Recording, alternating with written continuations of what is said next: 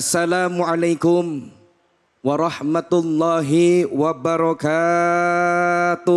Waalaikumsalam warahmatullahi wabarakatuh. Bu, Ya, ada pantun nih. ya, Haji Sulam ke kota Mekah. kagak. Yang jawab salam, mudah-mudahan hidupnya tambah berkah. Amin. Haji Sulam makan nanas. Kagak. Yang jawab salam, mudah-mudahan utangnya biar pada lunas. Amin. Ketahuan yang aminnya paling kencang. Bismillah walhamdulillah. Alhamdulillahillazi an'ama alaina bini'matil iman wal islam. Wa nusalli wa nusallimu ala khairil anam Sayyidina wa maulana Muhammadin wa ala alihi wa sahbihi bararatil kiram, amma ba'du. Segenap para pemirsa Cahaya Hati Indonesia iNews TV yang mudah-mudahan semuanya dalam keadaan sehat walafiat. Terkhusus yaitu Al-Mukarram Bapak Ustadz David Kholik garis doyong Bang David. Mudah-mudahan beliau selalu diberi kesehatan oleh Allah Subhanahu wa Ta'ala. Dan pula segenap para bapak-bapak, ibu-ibu, jamaah yang hadir pada kesempatan kali ini, yang mudah-mudahan kita semua selalu diberi keberkahan oleh Allah Subhanahu wa Ta'ala. Amin. Amin ya Robbal. Amin. Bu, Ya, semangat nih, semangat. semangat dong. Pak, semangat ngaji nih ya. Berbicara mengenai ayat Quran dari surah yang tadi disampaikan oleh Bang David, bahwasanya di situ dijelaskan perbedaan balasan yang Allah berikan kepada orang yang beriman, orang yang beramal soleh, dan pula kepada orang yang melakukan kemaksiatan atau kejahatan. Orang yang beriman kepada Allah dan beramal soleh, kata Allah dalam Al-Quran, wallazina amanu wa amilus solihati ulaika ashabul jannah hum fiha khalidun. Dan orang-orang yang beriman dan beramal soleh, mereka itu adalah penghuni sorga dan mereka kekal di dalamnya. Nih, mudah-mudahan kita termasuk semuanya deh ya. Pengen apa kagak masuk sorga? Pak, masuk sorga pengen apa kagak? Bu, masuk sorga pengen gak? Mudah-mudahan semuanya besok masuk sorga. Amin. Besok. Bang David bisa ngaminin. Akan tetapi balasan bagi orang yang melakukan kejahatan, melakukan keburukan, wajaja'u sayyi'atin sayyi'atu misluha. Dan balasan bagi orang kejahatan yang melakukan keburukan atau kejahatan, yaitu kejahatan yang setimpal. Makanya nih pentingnya iman dalam hati kita nih Bu, iman. Ya. Iman. Ya. Dengerin apa ini? Iya, ini dengerin.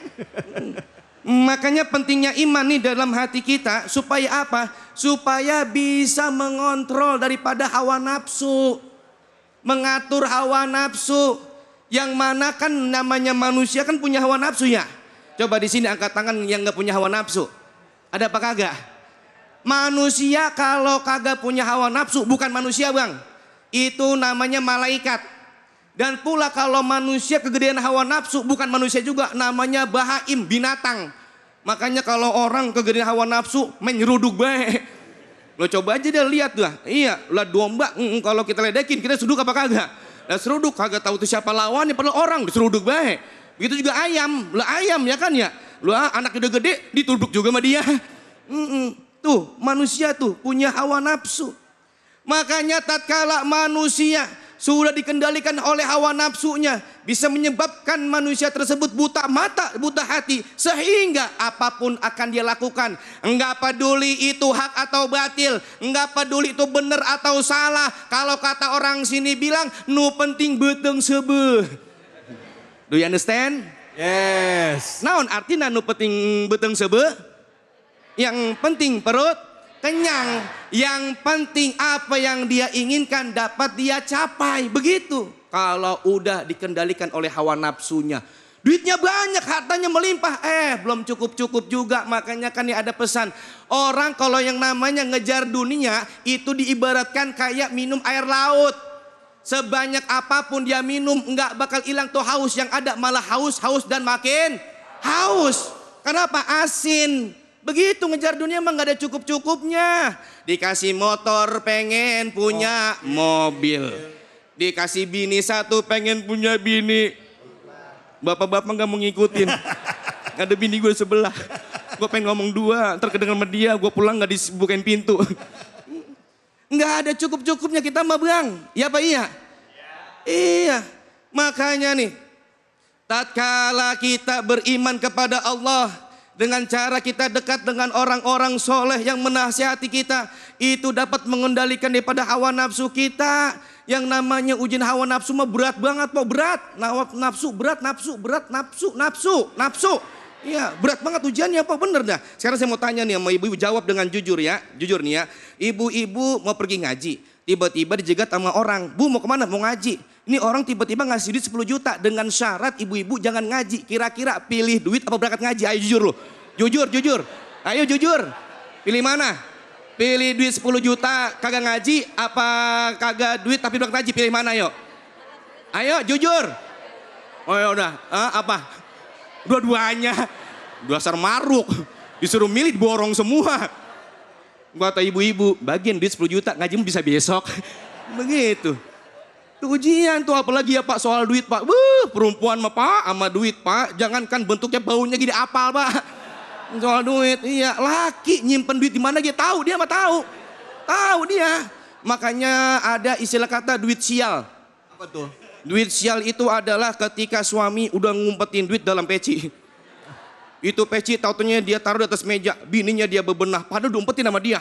Pas lagi bebenah lihat, wah di selipan peci ada duit nih. Dipakai tuh bininya, lakinya nyariin, "Mama ngeliat duit abang yang dalam peci." "Oh udah mama belanjain." Apa kata lakinya? "Jangan dibelanjain mama, itu duit sial." "Emang kenapa duit sial?" "Sialan banget. Udah umpetin ketahuan sama bini gua." Iya. Wah, saya mohon maaf po ya. Iya, walaupun memang rada ijo sama duit, tapi emang kebutuhan kita ya po ya. Lah sekarang apa-apa kan kudu pakai duit ya. Iya, beli beras pakai duit, beli sayuran pakai duit. Lah ibu-ibu naik motor isinya ada pakai bensin, belinya pakai duit, semua kudu pakai duit. Makanya bapak-bapak nih ya, bapak-bapak ini mah saya mah ngasih tahu doang nih bapak-bapak nih ya, nih dengerin ya. Bu. Walaupun suami nggak pulang seminggu sebulan, yang penting di rumah ninggalin. Biarin suami saya jelek, yang penting suka ngasih. Biarin suami saya kuruk, yang penting suka ngasih duit. Biarin laki pergi, yang penting di rumah ninggalin. Berarti lebih penting mana, duit apa suami? Tuh duit Bang no. Bukan gue ngomong, dia no. Iya, dia ngomong. Iya. Wah, ujian duit luar biasa. Sampai orang itu menghalalkan segala cara. Iya Pak iya? Duit udah banyak, masih kurang aja. Padahal begitu amat banyak saudara kita di luar sana yang kekurangan duit, yang kelaparan, yang kehausan. Tapi kalau sudah dikuasai hawa nafsu, dia tidak akan peduli akan hal itu. Sebab kenapa? Dia sudah buta dengan hawa nafsunya. Terima kasih.